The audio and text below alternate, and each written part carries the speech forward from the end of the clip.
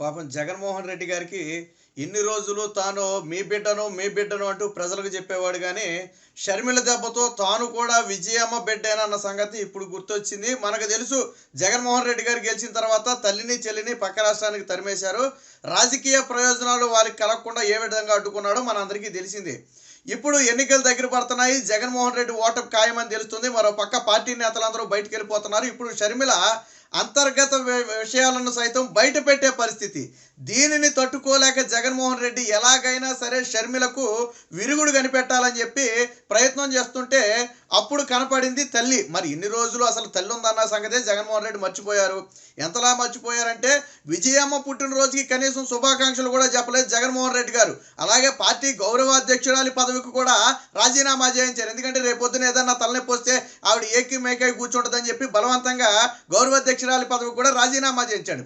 అలాంటి జగన్మోహన్ రెడ్డి ఇప్పుడు ఎన్నికల్లో తన తల్లి అవసరం, చెల్లిని ఎదుర్కోవాలంటే కొంత సానుభూతి పెరగాలంటే ఖచ్చితంగా తల్లి కావాలని చెప్పి తల్లికి శరణు పెడుతూ ఒక ఫోన్ చేశాడు. అమ్మా, నువ్వే దిక్కు, నువ్వు లేకపోతే నా పని అయిపోద్ది. ఆల్రెడీ పరిస్థితులన్నీ చేజారిపోయాయి, ఓటమి దాదాపుగా ఖాయమైపోయింది. ఒకవేళ నిజంగా వచ్చే ఎన్నికల్లో నేను ఓడిపోతే ఓటమి సంగతి పక్కన పెట్టి నాకు జైలు జీవితమే గతి.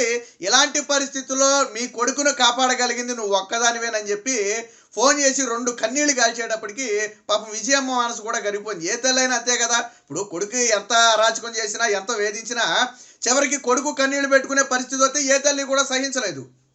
సరే, జరిగిందని మర్చిపోయి ఏదో చేద్దామన్న ఆలోచన ఉంటుంది. అలాగే ఇప్పుడు కూడా విజయమ్మ జగన్మోహన్ రెడ్డికి అనుకూలంగా ప్రచారం చేయటానికి వస్తాను అని హామీ ఇచ్చినట్టుగా మనకు విశ్వసనీయ సమాచారం. అయితే షర్మిల కూడా వారించిందంట. ఇన్ని రోజులు 4 ఏళ్ల పాటు నిన్ను నన్ను ఎంత వేధించాడో మర్చిపోయావా? ఇప్పుడు దాకా నువ్వు నా దగ్గర ఎందుకు ఉండాల్సి వచ్చిందో మర్చిపోయావా? కనీసం నీ పుట్టినరోజు కూడా ఆ విషయం చెప్పని వ్యక్తి ఈరోజు కన్నీళ్లు గారిస్తే కరిగిపోతున్నావా? జగన్మోహన్ రెడ్డి కన్నీళ్లు గార్చాడంటే దాని వెనక చాలా కథ ఉంటుంది. నువ్వు నమ్మి మోసపోవద్దమ్మా అని చెప్పి తల్లికి షర్మిల చెప్పినప్పటికీ కూడా తల్లి ఎంతైనా కన్న కొడుకు కదా, సరే అయ్యిందేదో అయింది, ఈసారికి ప్రచారానికి వెళ్తే ఇక తర్వాత అంతా దేవుడే చూసుకుంటాడన్న ఒక ఆలోచనతో వెళ్తాను అని చెప్పినట్టుగా తెలిసింది. అంటే రాబోయే రోజుల్లో విజయమ్మను జగన్మోహన్ రెడ్డి ప్రచారానికి తీసుకొస్తున్నాడు. మరి 4 ఏళ్లుగా రాని విజయమ్మ ఈ రోజు వచ్చి ప్రచారం చేస్తుందా అనేది కొద్దిగా ప్రశ్నార్థకం. ఎందుకంటే చివరి సెకండ్లో అయినా మనసు మారచ్చు.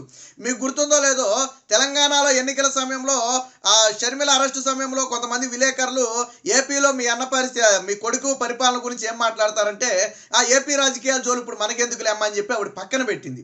ఆ రోజుల్లో ఏపీ రాజకీయాల గురించి మాట్లాడటానికి కూడా ఒప్పుకోలేదు విజయమ్మ.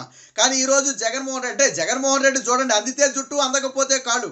ఆ రోజు తల్లిని చెల్లిని బెదిరించే ప్రయత్నం చేశాడు, ఎందుకంటే తన చేతిలో పవర్ ఉంది కాబట్టి. కానీ ఈరోజు తాను ఓడిపోతానని తెలిసిపోయింది. అలాగే షర్మిల చేస్తున్న ప్రతి వ్యాఖ్య కూడా జగన్మోహన్ రెడ్డి కాళ్ళ కింద భూమి కంపిస్తుంది. అంతర్గత విషయాలను సైతం బయట పెట్టే పరిస్థితి. రేపో మాపో ఆగితే అసలు ఆస్తి లావాదేవీలేంటి, వివేక హత్యలో ఏం జరిగిందనేది కూడా బహిరంగం పరిచేస్తుంది. అసలు వైఎస్ఆర్ పార్టీలో వైఎస్ఆర్ఏ లేడని కుండబద్దలు కొట్టింది. వై అంటే వైవి సుబ్బారెడ్డి, ఎస్ అంటే సాయిరెడ్డి, అలాగే ఆర్ అంటే సజ్జల రామకృష్ణ. వీళ్ళు ముగ్గురే వైసీపీ పార్టీ అంటే అందులో వైఎస్ఆర్ ఎక్కడ ఉన్నాడు? వాళ్ళ నాన్న పార్టీయే కాదు, అసలు నువ్వు నాన్నకు వారసుడివే కాదని చెప్పి ఇప్పటికే విమర్శలు చేసిన సంగతి మనకు తెలిసిందే.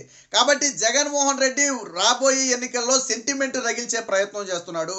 నిన్నటి సభలో కూడా జగన్మోహన్ రెడ్డి 3 లక్షల మందిని తరలించాలని ఆదేశాలు ఇస్తే 30,000 మంది రావడం కష్టమైపోయింది. సో ప్రజలు చీకొడుతున్నారు, ప్రతిపక్షాలు దూకుడుగా వెళ్ళిపోతున్నాయి. షర్మిల ఇప్పటి వరకు ప్రతిపక్షాలు చేసిన విమర్శలు డ్యామేజ్ ఒకెత్తు అయితే ఇప్పుడు షర్మిల చేస్తున్న విమర్శలు డ్యామేజ్ మరొకెత్తు. ఎందుకంటే రక్తం పంచుకు పుట్టిన చెల్లి, గతంలో జగన్మోహన్ రెడ్డి ముఖ్యమంత్రి కావాలని 1000 కిలోమీటర్ల పాదయాత్ర చేసిన చెల్లి మాట్లాడితే ఖచ్చితంగా జగన్మోహన్ రెడ్డి దానికి సమాధానం చెప్పాలా. అంటే జగన్మోహన్ రెడ్డి దిగజాడికి ఇంకో ఉదాహరణ కూడా చెప్తాను. నిన్న మొన్నటి వరకు జగన్మోహన్ రెడ్డి వదిలిన బాణం షర్మిల అని చెప్పుకున్నారు, ఈ రోజు చంద్రబాబు వదిలిన బాణం అని చెప్తున్నారు.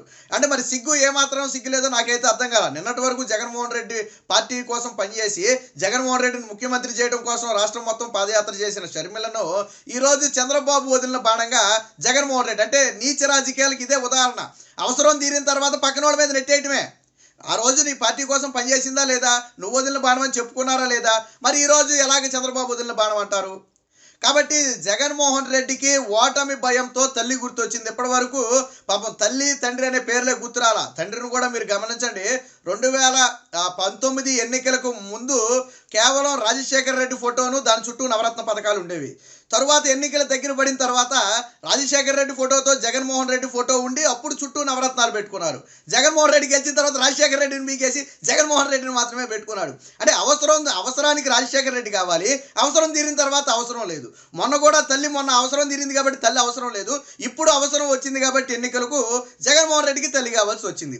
సో తల్లితో సెంటిమెంట్ డ్రామాలు ఆడిచ్చినంత మాత్రం ప్రజలు నమ్ముతారంటే నమ్మరు. ఎందుకంటే రేపు నిలదీస్తారు. 4 ఏళ్ల పాటు గుర్తురాని తల్లి ఈ రోజు నీకెలా గుర్తొచ్చిందా జగన్మోహన్ రెడ్డి, ఎన్నికల డ్రామాలు ఆడుతున్నావు అని చెప్పి ప్రజలు కూడా నిలదీసే పరిస్థితి. ఏది ఏమైనా షర్మిల దెబ్బతో జగన్మోహన్ రెడ్డికి తాను విజయమ్మ బిడ్డను, నాకు ఒక తల్లి ఉంది, ఆ తల్లి ఈ రోజు రాకపోతే చెల్లి దెబ్బకి నేను ఆ ఓటమి పాలవటం ఖాయమని తెలుసుకున్న జగన్మోహన్ రెడ్డి ఈ రోజు తల్లి కాళ్ళ మీద పడ్డాడు. మరి నిజంగా తల్లి కరిగిపోయి జగన్మోహన్ రెడ్డికి ప్రచారం చేస్తుందా, లేదా తల్లికి చేసిన అన్యాయాన్ని గుర్తుపెట్టుకుని దూరంగా ఉంటుందా అనేది వేచి చూడాలి.